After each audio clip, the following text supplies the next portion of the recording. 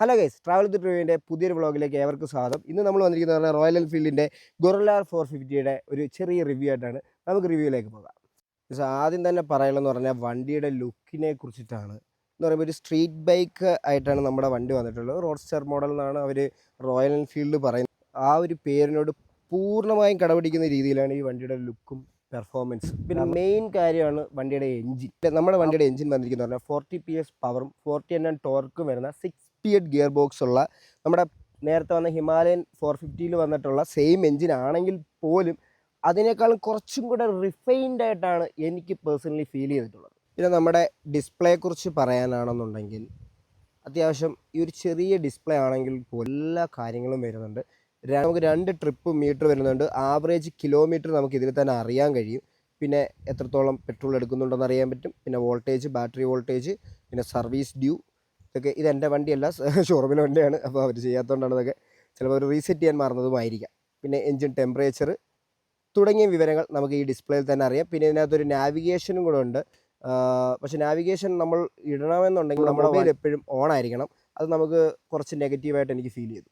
Guys, ഈ ഒറ്റ switch കൊണ്ട് തന്നെ നമുക്ക് 4 ഇൻഡിക്കേറ്റർ ഓൺ ആക്കാനും ഓഫാക്കാനും കഴിയും. ഗൈസ്, പിന്നെ എടുത്ത് പറയാനുള്ളതെന്ന് പറഞ്ഞാൽ നമ്മുടെ വണ്ടിയുടെ സസ്പെൻഷനെ കുറിച്ചിട്ടാണ്. നമ്മുടെ ഫ്രണ്ട് സസ്പെൻഷൻ വരുന്നതെന്ന് പറഞ്ഞാൽ 43 mm ടെലിസ്കോപ്പിക് ഫോക്സ് ആണ്. പക്ഷേ വലിയ കുഴപ്പമില്ല. എങ്കിലും നമ്മൾ ഹിമാലയനായിട്ടൊന്നും കമ്പയർ ചെയ്യാൻ കഴിയില്ല. അത്യാവശ്യം എങ്കിലും നല്ല രീതിയിൽ നമുക്ക് പണിയെടുക്കുന്നുണ്ട് ഫ്രണ്ട് സസ്പെൻഷൻ. പിന്നെ റിയർ വരുന്നതെന്ന് പറഞ്ഞു കഴിഞ്ഞാൽ ലിൻഗേജ് എന്ന് പറഞ്ഞിട്ട് ടൈപ്പ് മോണോഷോക്കാണ്. മോണോഷോക്ക് വലിയ കുഴപ്പമില്ല കേട്ടോ. അത്യാവശ്യം നമ്മുടെ എല്ലാ വണ്ടികളിലും ഉള്ളതാണ്, നിങ്ങൾക്ക് അറിയാവുന്നത് തന്നെ. പിന്നെ ഗൈസ്, ടയറിനെ കുറിച്ച് പറയാനാണെങ്കിൽ ട്യൂബ്ലെസ് അലോയിയാണ് നമുക്ക് ഗൊറില്ലയിൽ വരുന്നത്. ഫ്രണ്ട് 120, 70, 6, 17 എന്ന് പറയുന്നൊരു സൈസാണ് വരുന്നത്. നമ്മൾ ബാക്കിലേക്ക് നോക്കുകയാണെന്നുണ്ടെങ്കിൽ നമുക്ക് 160, 60, 17 എന്ന് പറയുന്ന ഒരു സൈസിലാണ് വരുന്നത്. അത്യാവശ്യം വലിയ ടയറുകളാണ് ഫ്രണ്ടിലും ബാക്കിലും നമുക്ക് വരുന്നത്. അപ്പോൾ നമ്മൾ ഈ സ്ഥലത്ത് നിന്ന് അടുത്ത സ്ഥലത്തോട്ട് പോവാണ്. കാരണം നമ്മുടെ ക്യാമറ ബൂമോണൊന്ന് പേടിച്ച്. കാരണം ഇവിടെ ഒരു മൂർക്കം പാമ്പിനെ ചെറുതായിട്ട് കണ്ട്. എണ്ണപ്പനയാണ്, ഇവിടെ ഒരുപാട് മൂർക്കം പാമ്പൊക്കെ ഉള്ളതാണ്, കിങ് കോബ്രയൊക്കെ ഉണ്ട്. അപ്പം പേടി കൊണ്ട് നമ്മളിവിടുന്ന് പോവുകയാണ്. അത് അതിൻ്റെ പാട്ടിന് പോയി, നമ്മളൊന്നും ചെയ്തില്ല. എനിവേ നമ്മൾ പോന്നു. അപ്പം നമുക്ക് വഴിയെ കാണാം. അപ്പോൾ റോയൽ എൻഫീൽഡിൻ്റെ ഏറ്റവും പുതിയ എഞ്ചിനായ ഷെർപ്പ എഞ്ചിനാണ് നമ്മുടെ ഗൊറില്ല 450ക്ക് വരുന്നത്. ഹിമാലയനിൽ വരുന്ന സെയിം എഞ്ചിനാണ്. ഷെർപ്പ എന്താണെന്ന് എല്ലാവർക്കും അറിയാമെന്ന് ഞാൻ വിശ്വസിക്കുന്നു. എന്ന് പറഞ്ഞാൽ പണ്ട് ഹിമാലയത്തിലൊക്കെ പോകുന്ന ആളുകൾക്ക് ഈ സാധനങ്ങൾ ചുമന്ന് കൂടെ പോകുന്ന ഒരു ആദിവാസി വിഭാഗത്തിൽപ്പെട്ട ആളുകളെയാണ് ഷെർപ്പകളെന്ന് പറയുന്നത്. അപ്പോൾ അവരായിരുന്നു ഈ സാധനങ്ങളൊക്കെ ചുമക്കാൻ അവരെ സഹായിച്ചിരുന്ന ആളുകൾ. അപ്പോൾ അതിൽ ഗൊറില്ല 450 എന്ന് പറയുമ്പോൾ, ഗൊറില്ല എന്ന് പറയുമ്പോഴത്തേക്ക് പലരും മറ്റേ ഗൊറില്ല എന്ന് ചോദിച്ചാൽ അത് അങ്ങനെയല്ല, ഗൊറില്ല എന്നാണ്. അപ്പോൾ അതിൻ്റെ സ്പെല്ലിങ് ചെറിയ വ്യത്യാസമുണ്ട്. ഒരു പോരാളി അങ്ങനെയൊക്കെ വേണമെങ്കിൽ പറയാം. അപ്പോൾ ആ എഞ്ചിനിൽ വരുന്നൊരു പോരാളിയാണ് നമ്മുടെ വണ്ടി എന്ന് വേണമെങ്കിൽ പറയാം. അത് അക്ഷരം പ്രതി സത്യമാക്കുന്ന തരത്തിൽ തന്നെയാണ് വണ്ടിയുടെ ഒരു പെർഫോമൻസ്. എന്ന് പറഞ്ഞാൽ ഒരു 450 cc സിംഗിൾ സിലിണ്ടറിൽ വരുന്ന ഒരു അക്രമ വണ്ടി എന്ന് വേണമെങ്കിൽ ഇതിനെ പറയാൻ കഴിഞ്ഞാൽ. ഇതിൻ്റെ ഒരു പവർ എന്ന് പറഞ്ഞിട്ടുണ്ടല്ലോ, ഓരോ ഗിയർ നമ്മൾ ചേഞ്ച് ചെയ്യുമ്പോൾ നമുക്ക് ആ പവർ ഫീൽ ചെയ്യാൻ പറ്റും. കാരണം നോർമലി ഉള്ള ഒരു വണ്ടി, നമ്മൾ ഒരു 450 വണ്ടി എന്ന് പറയുമ്പോഴത്തേക്കും നമുക്ക് ഹിമാലയനുമായിട്ട് നമ്മൾ ഇതിനെ കമ്പയർ ചെയ്യാന്നുണ്ടെങ്കിൽ, ഹിമാലയൻ എന്ന് പറഞ്ഞാൽ ഒരു 5000 RPM എന്ന് വെച്ചാൽ നോർമൽ ഒരു സ്പീഡിൽ പോകുമ്പോഴത്തേക്കും നമുക്കൊരു പവർ ഇല്ലാത്ത പോലൊരു ഫീൽ എനിക്ക് ഹിമാലയയിൽ. കാരണം ഞാൻ ഹിമാലയൻ യൂസ് ചെയ്യുന്നതുകൊണ്ട് എനിക്ക് തോന്നിയിട്ടുണ്ട് പലപ്പോഴും. എൻ്റെ ഈ വണ്ടി ഓടിച്ചതിന് ശേഷമാണ് ഇതിനകത്തുള്ള ഓരോ ഗിയറിൻ്റെ ഒരു പവർ എനിക്ക് മനസ്സിലാകാൻ തുടങ്ങിയതാണ്. ഷോക്ക് അബ്സർ എന്ന് പറയുമ്പോഴത്തേക്കും അത്യാവശ്യം നല്ലൊരു ഷോക്ക് അബ്സറാണ് നമ്മുടെ വണ്ടിക്ക് വരുന്നത്. എന്ന് പറയുമ്പോഴത്തേക്കും ഹിമാലയൻ്റെ ഷോക്ക് അബ്സറായിട്ട് ഇതിനെ അന്നേരം കമ്പയർ ചെയ്യാൻ കഴിയത്തില്ല. USD ഫോക്കൊന്നും വന്നിട്ടില്ല. പക്ഷേ എങ്കിൽ പോലും ഞാൻ പറയാമല്ലോ, ഒരു റോഡ്സ്റ്റർ എന്ന നിലയിൽ അത്യാവശ്യം നല്ല രീതിയിൽ വർക്ക് എടുക്കുന്ന, പണിയെടുക്കുന്ന, നമുക്ക് കുറ്റം പറയാൻ പറ്റാത്ത തരത്തിലുള്ള ഒരു ഷോക്ക് അബ്സറാണ്. കാരണം നമ്മൾ ഈ വണ്ടിയും കൊണ്ട് ഇപ്പോൾ തമിഴ്നാടൊക്കെയാണ് പോയിട്ട് വന്നത്. അവിടുത്തെ റോഡുകൾ അറിയാമല്ലോ, അത്യാവശ്യം മോശം റോഡുകളാണ്. അപ്പോൾ അവിടുത്തെ റോഡിലൊക്കെ നല്ല സുഖകരമായി നമ്മൾ ഓടിച്ച് വലിയ കുഴപ്പമില്ലാതെ അടുത്ത എനിക്ക് ഇതിനെക്കുറിച്ച് പറയാനുള്ള കാര്യം എന്താണെന്ന് വെച്ച് കഴിഞ്ഞാൽ ഇതിൻ്റെ ബ്രേക്കിങ്ങാണ്. ബ്രേക്കിംഗ് എന്ന് പറയുമ്പോഴത്തേക്കിന് പറയാം, ഈ ഒരു വണ്ടിയുടെ ഒരു പവറിന് അനുസരിച്ചിട്ടുള്ളൊരു ബ്രേക്ക് തന്നെയാണ് റോയൽ എൻഫീൽഡ് ഈ വണ്ടിക്ക് കൊടുത്തിട്ടുള്ളത്. എനിക്ക് പണ്ട് ഞാൻ ജിക്സർ ഉപയോഗിക്കുമ്പോൾ നിങ്ങളടുത്ത് പറഞ്ഞിട്ടുണ്ട്. കാരണം അതിനകത്ത് നമുക്ക് ബ്രേക്കിംഗ് വളരെ മോശമായിട്ട് എനിക്ക് ഫീൽ ചെയ്തിട്ടുണ്ട്. എന്ന് പറഞ്ഞാൽ ബ്രേക്കിംഗ്, ബാക്കിലത്തെ ബ്രേക്ക് ഉണ്ടോ എന്ന് തന്നെ നമുക്ക് ഫീൽ ചെയ്യത്തില്ല. ആ തരത്തിലായിരുന്നു ബ്രേക്ക്. പക്ഷേ ഇത് അങ്ങനെയല്ല. ഇതെന്ന് പറയുമ്പോഴത്തേക്കും നമുക്കൊരു കറക്റ്റ് റെസ്പോണ്ട് ചെയ്യുന്നൊരു ബ്രേക്ക് എന്ന് പറയുന്നത്. നമ്മൾ ചുമ്മാ അങ്ങനെ ചവിട്ടി പറഞ്ഞാൽ അങ്ങനെയല്ല, കുറച്ച് റെസ്പോണ്ട് ചെയ്ത് കുറച്ച് ഡീസൻറ്റ് ബ്രേക്കിംഗ് എന്ന് വേണമെങ്കിൽ നമുക്ക് ഇതിനെ പറയാം.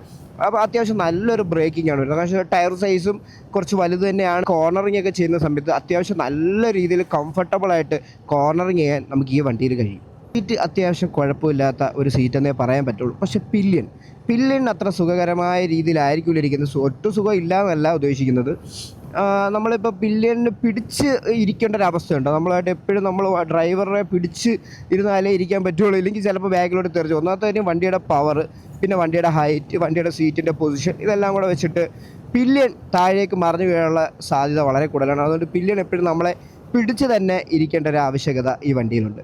പിന്നെ എങ്ങനെയുള്ളവർ ഈ വണ്ടി നോക്കണമെന്ന് വെച്ചാൽ, നിങ്ങളൊരു ഓഫ് റോഡ് അല്ല ഉദ്ദേശിക്കുന്നത്, നിങ്ങൾക്ക് ഹൈറ്റ് ലേശം കുറവാണ്, പക്ഷേ നിങ്ങൾക്ക് നല്ലൊരു അക്രമം വണ്ടി വേണം, അത്യാവശ്യം റിഫൈൻഡ് ആയിട്ടുള്ളൊരു വണ്ടി വേണം.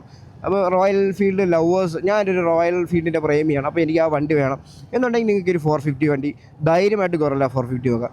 പക്ഷേ അതേ സമയത്ത് നിങ്ങൾ ഒരു ബിഗിനറാണ്, നിങ്ങൾ ആദ്യമായിട്ടാണ് ഒരു 450cc വണ്ടിയിലോട്ട് പോകാൻ ഉദ്ദേശിക്കുന്നുണ്ടെങ്കിൽ എടുക്കരുതെന്നേ ഞാൻ പറയത്തുള്ളൂ. കാരണം ഇത് അത്യാവശ്യം നല്ല പവറുള്ളൊരു വണ്ടിയാണ്. അതുകൊണ്ട് തന്നെ ഇത് ഹാൻഡിൽ ചെയ്യാൻ ലേശം ബുദ്ധിമുട്ട് ഉണ്ടാവും എന്ന് പറഞ്ഞാൽ ഒരു ബിഗിനറിനെ സംബന്ധിച്ചിടത്തോളം. അപ്പോൾ ഞാൻ അത്യാവശ്യം നമ്മൾ ഹിമാലയനൊക്കെ ഉപയോഗിച്ചിട്ട് ഇതിൽ വന്നിട്ട് പോലും സ്റ്റാർട്ടിങ്ങിൽ കുറച്ച് നേരത്തേക്കിന് നിങ്ങൾ ഇന്നലത്തെ എൻ്റെ വീഡിയോ റീല് കണ്ടു കഴിഞ്ഞാൽ മനസ്സിലാവും ഞാൻ വളരെ അത്യാവശ്യം പതുക്കെയാണ് വന്നത്. കാരണം നമുക്ക് തന്നെ ഒരു പേടി വന്നു. കാരണം ഒരു അത്യാവശ്യം നല്ല പവറാണ്, ഭയങ്കര റെസ്പോൺസ് ഉള്ളൊരു വണ്ടി എന്ന് വേണമെങ്കിൽ നമുക്ക് പറയാം. പവർ നമ്മൾ ത്രോട്ടിൽ കൊടുക്കുമ്പോഴത്തേക്കും നമുക്ക് നല്ല രീതിയിൽ റെസ്പോണ്ട് ചെയ്യുന്നുണ്ട് വണ്ടി. നിങ്ങളൊരു ബിഗിനറാണ്, അപ്പോൾ ഞാൻ പിന്നെ വേറെ എന്ത് ചെയ്യുമെന്നൊരു ഓപ്ഷൻ നിങ്ങൾ ചോദിക്കുകയാണെങ്കിൽ നിങ്ങൾക്ക് ഹണ്ടർ 350 നോക്കാവുന്നതാണ്. ഹണ്ടർ 350 അത്യാവശ്യം നല്ലൊരു വണ്ടിയാണ്. കാരണം ഇപ്പോൾ ഗറില്ല എടുത്തു കഴിഞ്ഞാൽ ഇപ്പോൾ ഒരു മൈലേജ് ബേസിൽ നമ്മൾ നോക്കിയാൽ പോലും മൈലേജ് എന്ന് പറയുമ്പോൾ ഒരു 25 km/ലിറ്ററൊക്കെയാണ് നോർമലി യൂസേഴ്സിന് ഇപ്പോൾ കിട്ടിക്കൊണ്ടിരിക്കുന്ന ഒരു മൈലേജ് എന്ന് പറഞ്ഞാൽ ആവറേജ്. അതിൽ തന്നെ ഇപ്പോൾ ഹണ്ടറൊക്കെ എടുക്കുകയാണെന്നുണ്ടെങ്കിൽ നമുക്കൊരു 30+40 35-40 ആ റേഞ്ചൊക്കെ കിട്ടുന്നുണ്ട്.